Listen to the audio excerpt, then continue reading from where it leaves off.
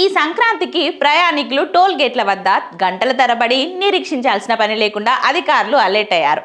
ఓ కీలక నిర్ణయం తీసుకున్నారు. ఫాస్టాగ్ యూజర్లు ఈసారి టోల్ గేట్ల వద్ద బ్రేకులు వేయకుండానే దూసుకెళ్లే విధానంగా అవకాశం కల్పించారు. సంక్రాంతి సమయంలో హైదరాబాద్ నుండి విజయవాడ మధ్య వేల సంఖ్యలో రాకపోకలు సాగిస్తారు. అయితే టోల్ గేట్ల వద్ద వాహనాల రద్దీని తగ్గించేందుకు అధికారులు కీలక నిర్ణయం తీసుకున్నారు.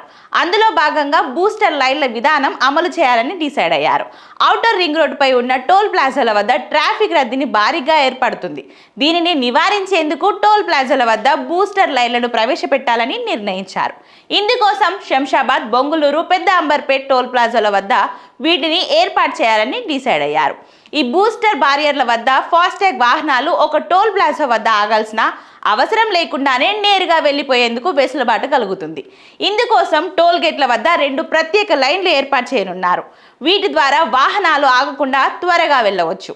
ప్రస్తుతం ఇక్కడ 12 నుంచి 15 టోల్ బూతులు ఉండగా వాహనాల రద్దీ ఎక్కువగా ఉన్న సమయంలో సరిపోవడం లేదు.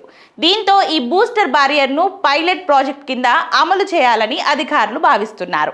అయితే అదేవిధంగా సంక్రాంతి సమయంలో వాహనదారులు టోల్ ప్లాజా వద్ద ఫీజు వసూలు చేయకుండా ఉచితంగా అనుమతించాలని తెలంగాణ మంత్రి కోమటిరెడ్డి వెంకటరెడ్డి కేంద్ర మంత్రి నితిన్ గడ్కరీకి లేఖ రాశారు.